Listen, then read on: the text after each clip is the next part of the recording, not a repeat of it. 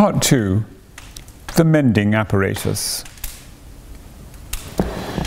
By a vestibule, by a lift, by a tubular railway, by a platform, by a sliding door, by reversing all the steps of her departure, did Vashti arrive at her son's room, which exactly resembled her own. She might well declare that the visit was superfluous. The buttons, the knobs, the reading desk with the book, the temperature, the atmosphere, the illumination, all were exactly the same. And if Kuno himself, flesh of her flesh, stood close beside her at last, what profit was there in that? She was too well bred to shake him by the hand. Averting her eyes, she spoke as follows. Here I am. I have had the most terrible journey and greatly retarded the development of my soul. It is not worth it, Kuno. It is not worth it. My time is too precious. The sunlight almost touched me, and I have met with the rudest people. I can only stop a few minutes, say what you want to say, and then I must return. I have been threatened with homelessness, said Kuno. She looked at him now. I have been threatened with homelessness, and I could not tell you such a thing through the machine.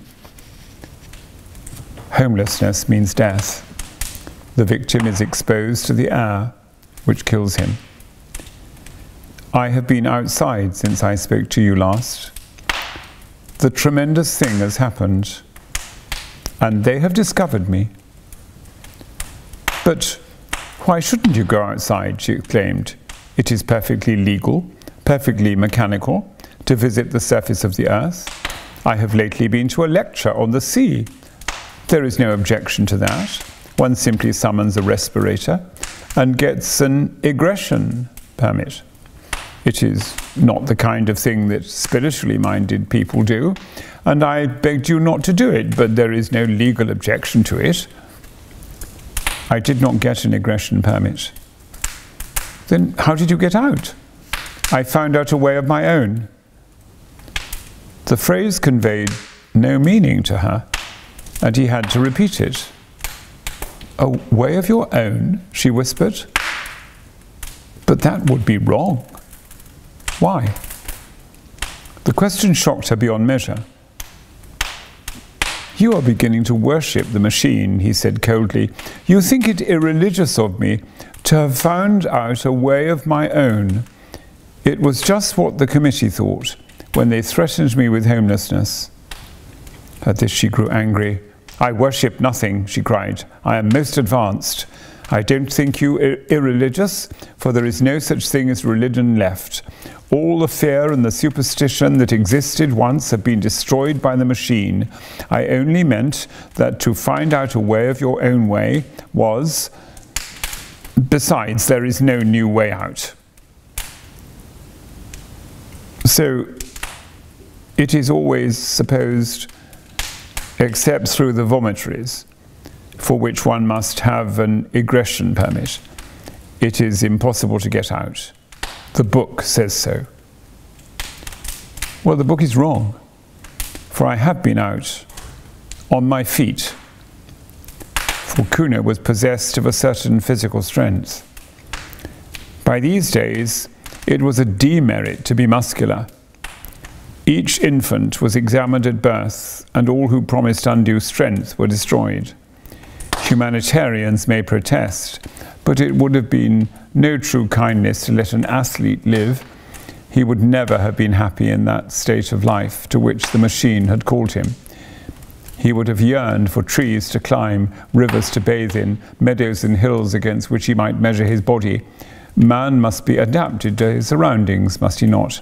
In the dawn of the world, our weakly must be exposed on Mount Tagetus. In its twilight, our strong will suffer euthanasia, that the machine may progress, that the machine may progress, that the machine may progress eternally. You know that we have lost the sense of space. We say space is annihilated, But we have annihilated not space, but the sense thereof. We have lost part of ourselves. I determined to recover it, and I began by walking up and down the platform of the railway outside my room, up and down, until I was tired, and so did recapture the meaning of near and far. Near is a place to which I can get quickly on my feet, not a place to which the train or the airship will take me quickly. Far is a place to which I cannot get quickly on my feet. The vomitory is far, though I could be there in 38 seconds by summoning the train. Man is the measure. That was my first lesson. Man's feet are the measure for distance. His hands are the measure for ownership. His body is the measure for all that is lovable and desirable and strong. Then I went further. It was then that I called to you for the first time, and you would not come.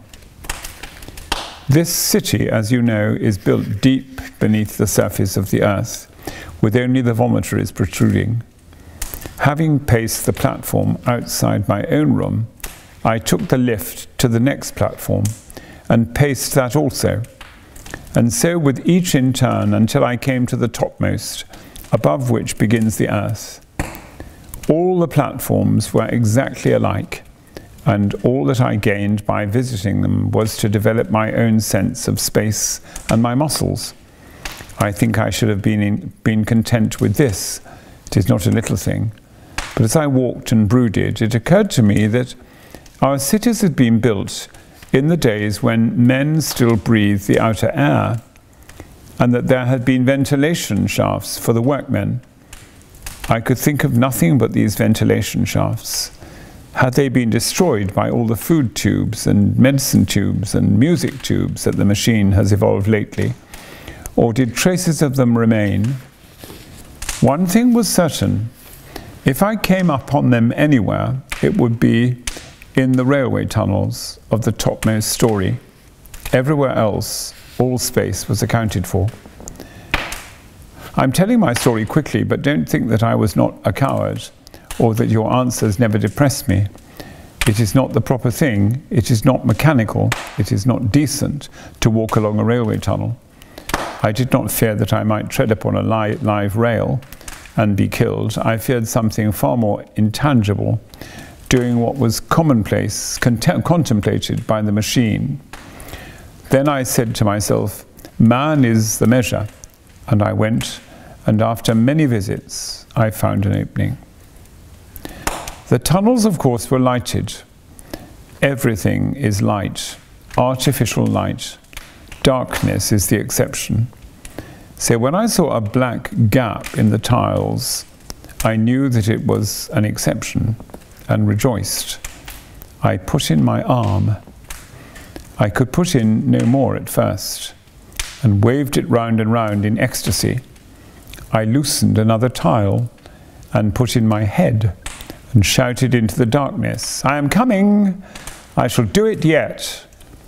And my voice reverberated down endless passages. I seemed to hear the spirits of those dead workmen who had returned each evening to the starlight and to their wives, and all the generations who had lived in the open air calling back to me, "You will do it, yes, you will do it, you are coming." Kuno paused, and absurd as he was, his last words moved her. For Kuno had lately asked to be a father, and his request had been refused by the committee. His was not a type that the machine desired to hand on. Then a train passed. It brushed by me, but I thrust my head and arms into the hole. I had done enough for one day, so I crawled back to the platform, went down in the lift and summoned my bed. Ah, what dreams! And again I called you, and again you refused. She shook her head and said, Don't talk of these terrible things. You make me miserable. You are throwing civilization away." But I had got back the sense of space, and a man cannot rest then. I determined to get in at the hole and climb the shaft, And so I exercised my arms. Day after day I went through ridiculous movements until my flesh ached, and I could hang by my hands and hold the pillow of my bed outstretched for many minutes. Then I summoned a respirator and started. It was easy at first.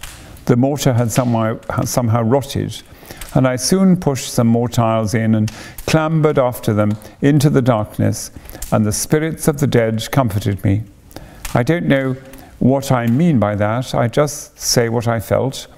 I felt for the first time that a protest had been lodged against corruption, and that even as the dead were comforting me, so I was comforting the unborn. I felt that humanity existed, and that it existed without clothes. How can I possibly explain this?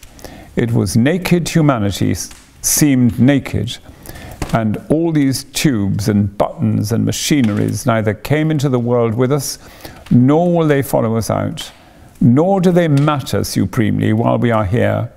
Had I been strong, I would have torn off every garment I had and gone out into the outer air unswaddled. But this is not for me, nor perhaps for my generation. I climbed with my respirator and my hygienic clothes and my dietetic tabloids. Better thus than not at all. There was a ladder made of some primeval metal. The light from the railway fell upon its lowest rungs, and I saw that it led straight upwards, out of the rubble at the bottom of the shaft. Perhaps our ancestors ran up and down it a dozen times daily in their building. As I climbed, the rough edges cut through my gloves so that my hands bled. The light helped me for a little, and then came darkness, and, worse still, silence, which pierced my ears like a sword. The machine hums. Did you know that?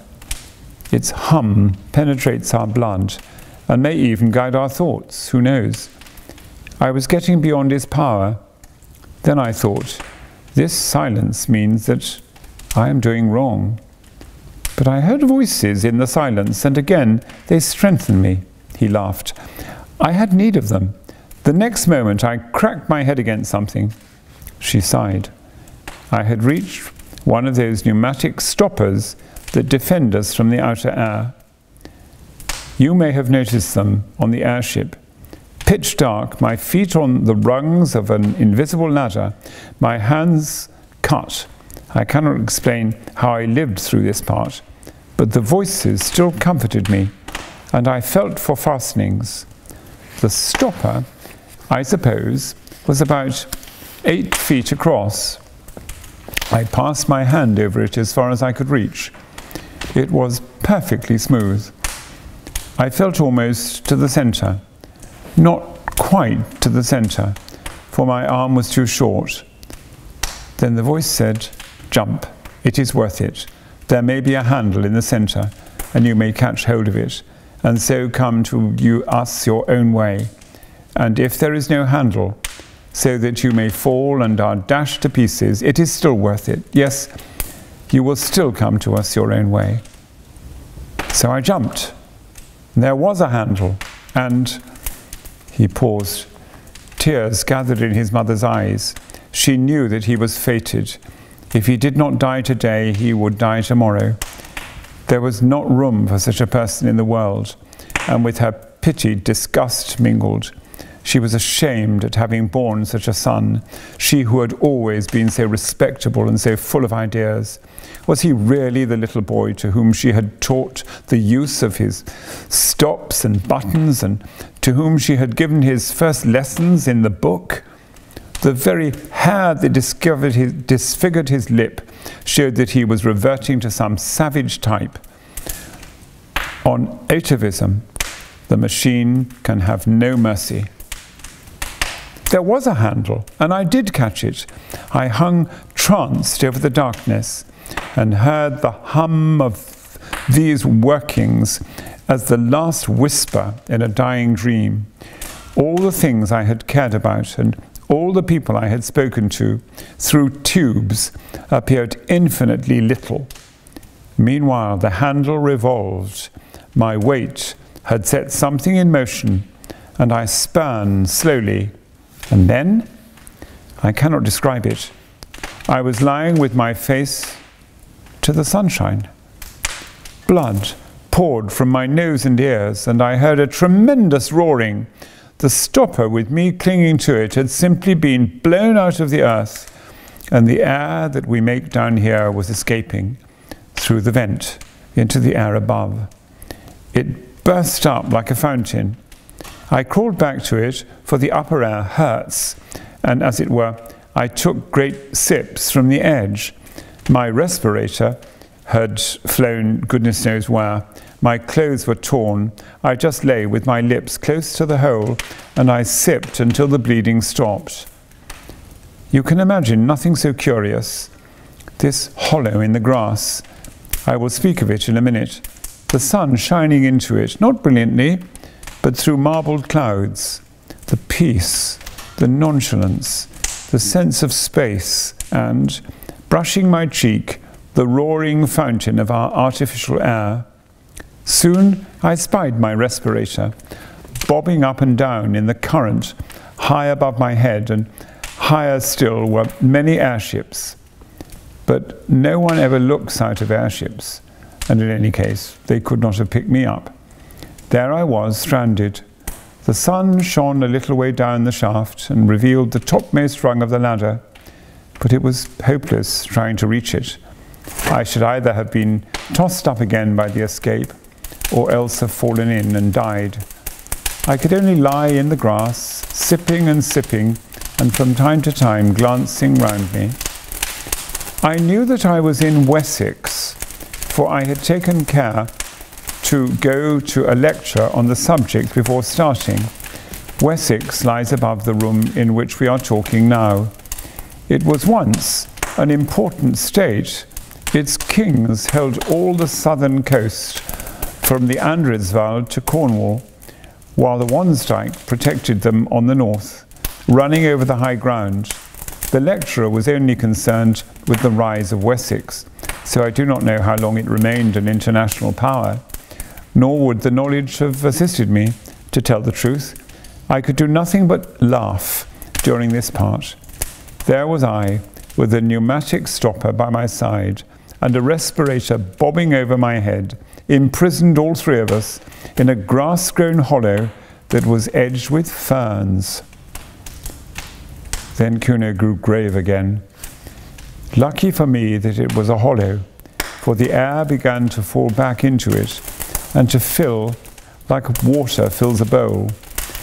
I could crawl about. Presently I stood. I breathed a mixture in which the air that hurts predominated whenever I tried to climb the sides. This was not so bad. I had not lost my tabloids and remained ridiculously cheerful. And as for the machine, I forgot about it altogether. My one aim now was to get to the top, where the ferns were, and to view whatever objects lay beyond. I rushed the slope. The new air was still too bitter for me.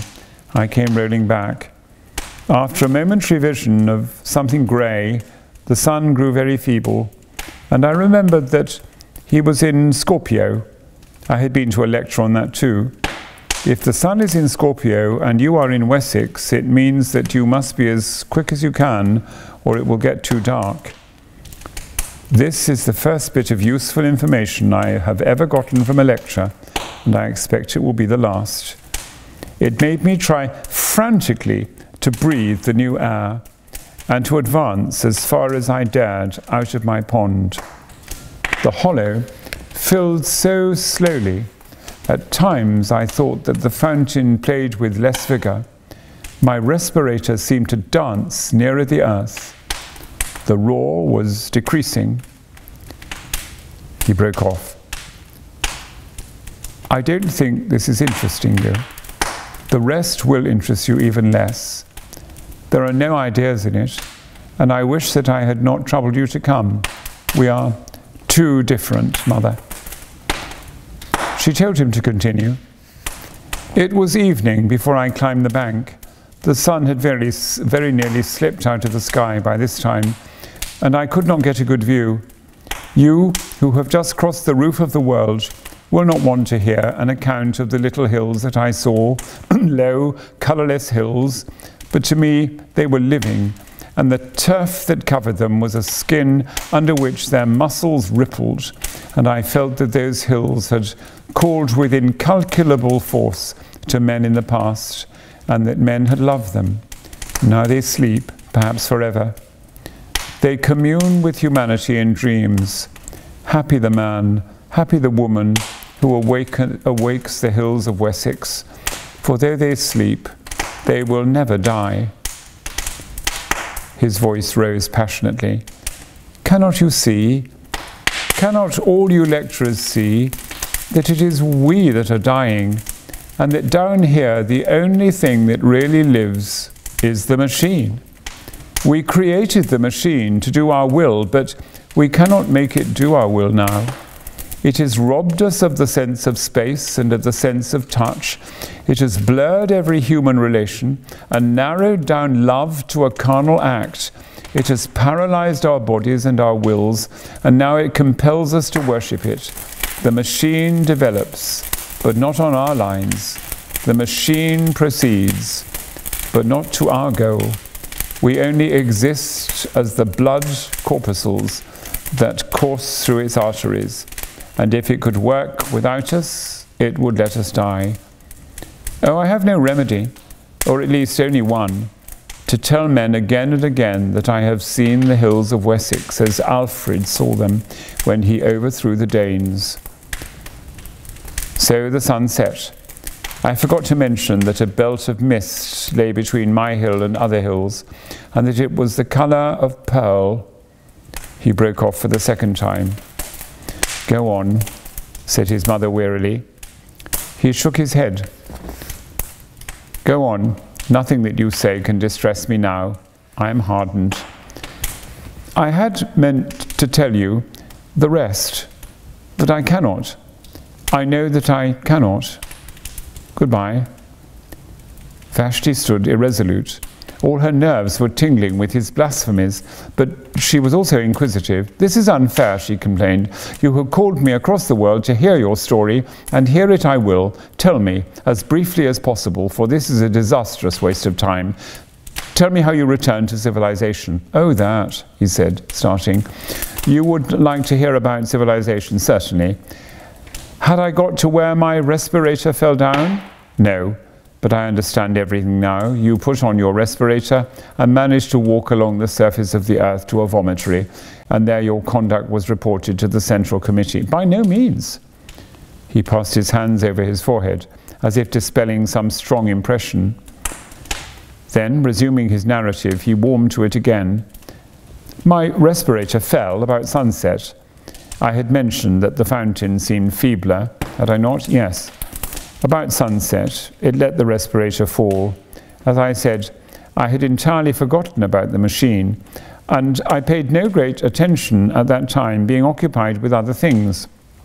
I had my pool of air, into which I could dip when the outer keenness became intolerable, and which would possibly remain for days, provided that no wind sprang up to disperse it. Not until it was too late did I realize what the stoppage of the escape implied. You see, the gap in the tunnel had been mended. The mending apparatus was after me.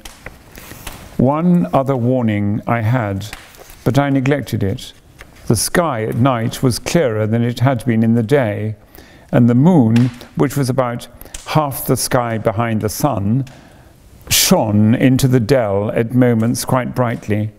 I was in my usual place, on the boundary between the two atmospheres, when I thought I saw something dark move across the bottom of the dell and vanish into the shaft. In my folly I ran down, I bent over and listened, and I thought I heard a faint scraping noise in the depths. At this, but it was too late, I took alarm. I determined to put on my respirator and to walk right out of the dell, but my respirator had gone. I knew exactly where it had fallen, between the stopper and the aperture, and I could even feel the mark that it had made in the turf. It had gone. and I realized that something evil was at work, and I had better escape to the upper air, and if I must die, die running towards the cloud that had been the color of pearl. But I never started. Out of the shaft is too horrible. A worm, a long white worm, had crawled out of the shaft and was gliding over the moonlit grass. I screamed. I did everything that I should not have done. I stamped upon the creature instead of flying from it, and it at once curled round my ankle. Then we fought. The worm let me run all over the dell, but edged up my leg as I ran. Help, I cried. That part is too awful. It belongs to the part that you will never know. Help, I cried. Why cannot we suffer in silence? Help, I cried. Then my feet were wound together. I fell. I was dragged away from the dear ferns and the living hills and past the great metal stopper. I can tell you this part. And I thought it might save me again if I caught hold of the handle. It also was enwrapped. On the whole, the dell was full of living things. They were searching it in all directions. They were denuding, and the white snouts of others peeped out of the hole, ready if needed. Everything that could be moved they brought, brushwood, bundles of fern, everything, and down we all went, intertwined into hell. The last thing that I saw, ere the stopper closed after us, were certain stars, and I felt that a man of my sort lived in the sky. For I did fight. I fought till the very end, and it was only my head hitting against the ladder that quieted me. I woke up in this room. The worms had vanished. I was surrounded by artificial air, artificial light, artificial peace, and my friends were calling to me down speaking tubes to know whether I had come across any new ideas lately. Here, Kuno's story ended. Discussion of it was impossible, and Vashti turned to go. It will end in homelessness, she said quietly. I wish it would, retorted Kuno. The machine has been most merciful. I prefer the mercy of God. By that superstitious phrase, do you mean that you could live in the outer air? Yes. Have you ever seen round the vomitories the bones of those who were extruded after the Great Rebellion? Yes. They were left where they perished for our edification. A few crawled away, but they perished too. Who can doubt it? And so with the homeless of our own day, the surface of the earth supports life no longer. Indeed. Ferns and little grass may survive, but all higher forms have perished. Has any airship detected them? No. Has any lecturer dealt with them? No. Then why this obstinacy? Because I have seen them. Seen what? Because I have seen her in the twilight. Because she came to my help when I called. Because she too was entangled by the worms and, luckier than I, was killed by one of them piercing her throat. He was mad. Vashti departed, nor, in the troubles that followed, did she ever see his face again.